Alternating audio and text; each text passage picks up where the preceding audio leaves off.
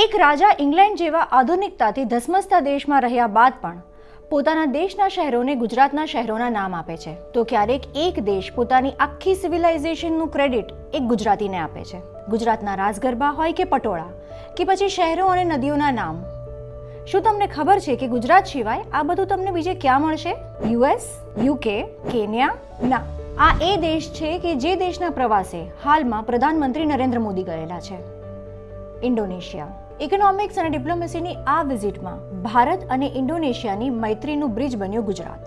આ વિઝિટમાં પ્રધાનમંત્રી નરેન્દ્ર મોદીએ ઇન્ડોનેશિયાની પાર્લામેન્ટને સંબોધિત કરતા કહ્યું કે સદીઓ પહેલા ગુજરાતના વ્યાપારીઓ અને સૂફી સંત ભારતથી ઇન્ડોનેશિયા ગયા હતા. सदियों पहले गुजरात से कुछ व्यापारी और सूफी संत समुद्र के रास्ते ही इंडोनेशिया आए थे. आज भी गुजरात के पटोला वस्त्र यहां सम्मान और प्रतिष्ठा के प्रतीक है. आज भी इंडोनेशिया की बाटिक कला में उनकी छाप दिखाई देती है. અને આજે પણ ઇન્ડોનેશિયાના વસ્ત્રોમાં ગુજરાતી પટોળા અને બાટિક પ્રિન્ટની ઝલક જોવા મળે છે.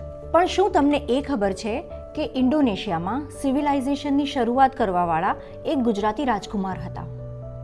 ફક્ત ઇન્ડોનેશિયા જ નહીં પરંતુ આખા સાઉથ ઇસ્ટ એશિયાના ઇતિહાસ પર નજર નાખીએ તો અમુક એવી ઇન્ટરેસ્ટિંગ વાતો જાણવા મળશે કે જે તમને કદાચ જ ખબર હશે. ઇન્ડોનેશિયા પહેલા જાવા દ્વીપ તરીકે ઓળખાતો અને ઇન્ડોનેશિયાની ટ્રેડિશનલ હિસ્ટ્રી બુક બાબત તાના જાવા કહે છે કે આ જાવા દ્વીપ એટલે કે ઇન્ડોનેશિયા પર સૌ પ્રથમ સિવિલાઇઝેશન વસાવવાની શરૂઆત અજી સકા નામના એક ગુજરાતી રાજકુમારે કરી.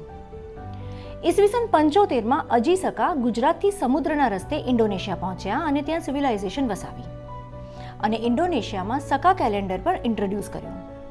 એ ઉપરાંત અજી સકાએ ઇન્ડોનેશિયામાં હનાચારાકા લિપિની શરૂઆત પણ કરી. ઇન્ડોનેશિયામાં સિવિલાઇઝેશનની શરૂઆત એક ગુજરાતીએ કરી અને આજે સદીઓ પછી પણ આ દેશના કલ્ચર, તહેવારો, ટ્રેડિશન્સ, ફોક ડાન્સમાં પણ ગુજરાતી ટચ જોવા મળે છે. જેમ આપણા કચ્છના દરિયાખેડુઓ વહાણવટી માને પૂજે છે, તે જ રીતે ઇન્ડોનેશિયામાં પણ શિપ અને દરિયાની દેવીની પૂજા થાય છે. આ ઉપરાંત ઇન્ડોનેશિયાના ટ્રેડિશનલ ફોક ડાન્સ પણ ગુજરાતી રાસ ગરબા, રાસડા સાથે અને તેઓના પપેટ શો પણ કચ્છી કઠપુતળીના શો સાથે અદ્ભુત રીતે મેચ થાય છે.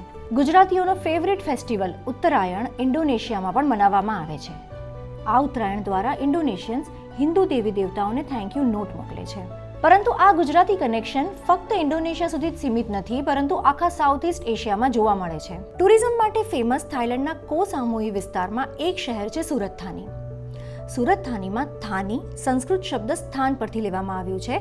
જેમ આપણા ગુજરાતમાં સૌરાષ્ટ્ર જિલ્લામાં પણ સિરામિક માટે પ્રસિદ્ધ ગામ છે થાન, અને સુરત થાનીમાં સુરત એ ગુજરાતના સુરત શહેર પરથી રાખવામાં આવ્યું છે.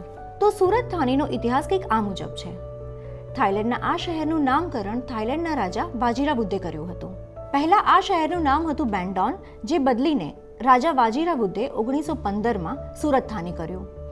એક થિયરી મુજબ આ સુરત નામની ઇન્સ્પિરેશન સંસ્કૃત શબ્દ સુર રાષ્ટ્ર પરથી પણ લેવામાં આવી છે, જેનો મતલબ થાય છે સારા લોકોનો દેશ, જસ્ટ લાઇક આપણા ગુજરાતનો સૌરાષ્ટ્ર પ્રદેશ. તો બંને જ કેસમાં થાઈલેન્ડના આ શહેર સુરત થાનીનું ગુજરાત કનેક્શન તો સીધું જ છે.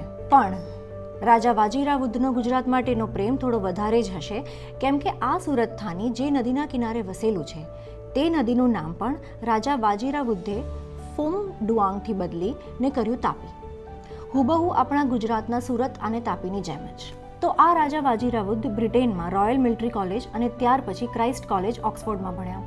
લંડન જેવા શહેરને જોયું, ગ્રેટ બ્રિટેનમાં રહ્યા અને બ્રિટિશ કલ્ચર જ્યારે વર્લ્ડમાં મોસ્ટ ઇન્ફ્લુએન્શિયલ કલ્ચર હતું ત્યારે પણ રાજા વાજીરા બુદ્ધે થાઈલેન્ડ પાછા ફરીને પોતાના દેશના એક શહેરનું નામ લંડન અને નદીનું નામ થેમ્સ રાખવાના બદલે સુરત અને તાપી નામ રાખવાનું પસંદ કર્યું, જે દર્શાવે છે કે આપણું ગુજરાત કલ્ચર, હેરિટેજ, ઇકોનોમીની દ્રષ્ટિએ કેટલું સમૃદ્ધ હતું. તો આવી રીતે ગુજરાતીઓએ યુએસએ, યુકે અને આફ્રિકા પહેલા સાઉથ ઇસ્ટ એશિયાને પણ ઇન્ફ્લુએન્સ કરેલું, જેની છાપ આજ સુધી જોવા મળે છે.